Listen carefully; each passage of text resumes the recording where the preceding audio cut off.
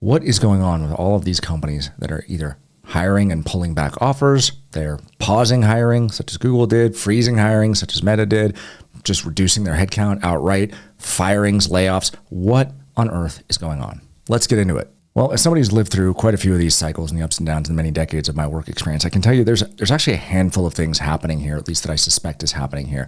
And it's important to understand what is happening to set yourself up for success if you're out there looking for a role right now. Number one, we're definitely in a recession. I know look, there's varying definitions apparently now of what a recession is, but things are slowing down and businesses aren't growing as fast.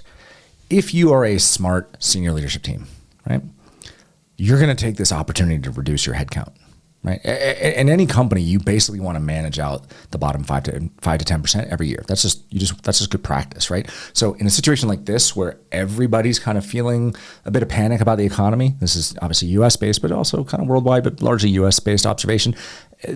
You have all the incentive in the world to just cut people, right? Bottom performers. And I know people don't like that idea that just companies can just fire people, but you know, it is what it is. And if you're not performing, you're not performing. And not performing can mean any number of things. I mean, let's be clear. Coasting is a very real thing. I know no shortage of people at companies like Microsoft, Facebook, Google, Amazon's a little harder to coast, but there are a lot of these companies where people they were earning big salaries and phoning it in. And some of these companies are definitely going to start paying attention to that now, and they're going to start culling the people that aren't working at the level that is expected of them. And that's fine. That's a normal course and path of business. But also true in all of this is that, well, it just seems like people are having trouble filling roles. Why is this? Well, people are changing roles a lot more now too. You know, the days when you could stay at a company for a very long period of time and hope to get promoted and, you know, spend 20 years at a company and blah, blah, blah, blah, blah. Those are long gone, right? Job hopping, it's totally normal now. Every year and a half, 2 years, 2.5 years, 3 years, right? So by changing jobs, that is one of the easiest ways to change the type of conversation you're having about your career trajectory, right? Moving between companies allows you a fresh start, but it also gives the opportunity to kind of take the glow that you have coming from another company and step up your levels of responsibility. Get a pay raise, get a beefier equity package if that's part of the compensation at the company. So there's a lot of folks jumping around companies right now and they're moving between roles. And so there's this kind of sense that we need to hire because we're losing people, but we're not necessarily firing the people we want to fire, but we're also losing people. It's like a natural transition point. People are moving between companies with a higher level of, I guess, viscosity, right? A little bit more velocity between the companies. And that's causing a lot of strain on these companies, especially the bigger names, because they're just in constant need of replacement. They need to keep feeding that beast because the bigger some of these companies get, right? The growth numbers, if you're a public company, if you don't hit your public numbers, you know, your biggest kind of lever point in how you compensate people, which is the stock, if that starts tanking or going down, man, yikes, it's all hands on deck. People start abandoning, and that's where it gets really scary for some of these companies. And the bigger they get, the harder it is to grow based on those numbers. So should you be worried about whether or not, well, the job that you're going after or the company that you're going to is going to pull a switcheroo? Honestly, I have no idea. I can't tell you with any level of certainty what they're going to do. You know, companies that have had to come out publicly, Google said they're pausing, Meta said they're reducing hiring and stopping, freezing hiring.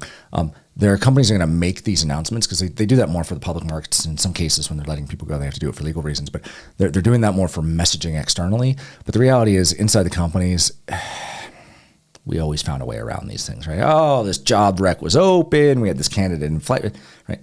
So there's always ways through it, but largely that's going to be on the hiring manager or the sourcer for the role, or kind of the internal dynamics of the team. And that's something really over which you have no control. Obviously, if companies are posting new recs, new roles, they're still hiring, right? If there's a true hiring freeze, new recs aren't going up. So that's another easy way to kind of get a sense for, are they just simply slowing things down, or have they stopped things out entirely? But finally, how are you going to stand out? And this is the important one, right? If you're going to go through an interview loop and you're going to go through that whole process, if you do the same things as everybody else, you're basically not going to stand out. You're not going to be remarkable in any way, shape, or form.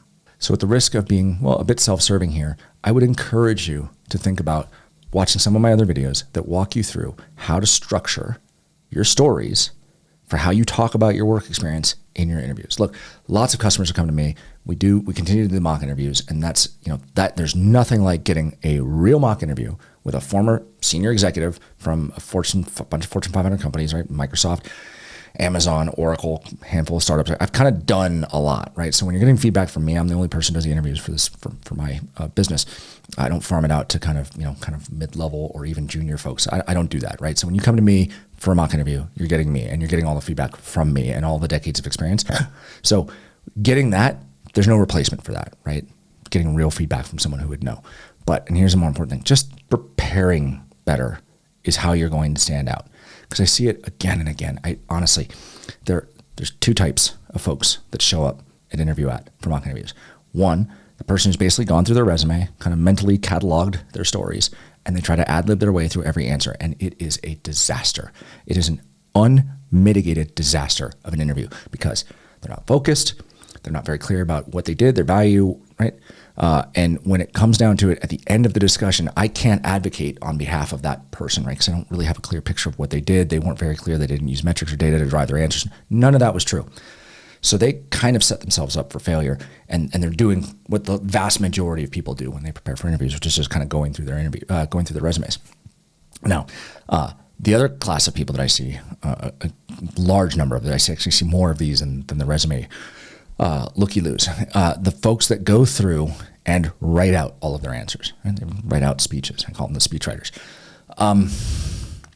Look, the reality is you're not memorizing any of that, and you're probably not going to utilize it when you're actually doing your interview. Why? Because, again, you think you're going to memorize it. You think you've done all this work, and you don't. And you end up back in the camp of the first people, right? The resume lookers who basically are ad-libbing their way through their answers, right? Some people will have their sheets up on their screen, which is totally fine. As long as I can't tell you're reading it, whatever notes you want to have around you, that's totally fine. So they're a little bit more directed, right? But if you don't have a good framework for how you're designing your stories for your interview, you're just not presenting well. And this is an unforced error. This is something you can fix on your own by preparing better. I've got a whole playlist about the Star Fact method and how to think about approaching your story development. Go watch it. I implore you. Spend 20 minutes of your day watching that video. I promise you, you will show up so much better than the average candidate who got reached out to by a headhunter. Maybe they weren't looking to change jobs. They may be excited, maybe they're not, but they don't take it as seriously as someone like yourself who found this video online. You did that step, right? You've gone that far. Go the next step. Do the little bit extra work. Prepare a little bit differently than everybody else. And I promise you, it doesn't matter what the market environment is, you will stand out. Because when the person's done interviewing you, when the interviewer is done with you, you want them to walk out of the room and advocate for you. Feel like they already work with you and say, oh, we got to get Jane to work here. Or, oh my God, Jack was amazing. I can't wait to work with that guy. That's the feeling you want them to have. Not, I have no idea what Sheila just said.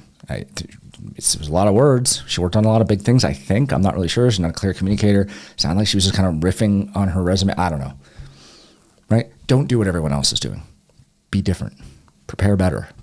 Get the job you want, regardless of the environment.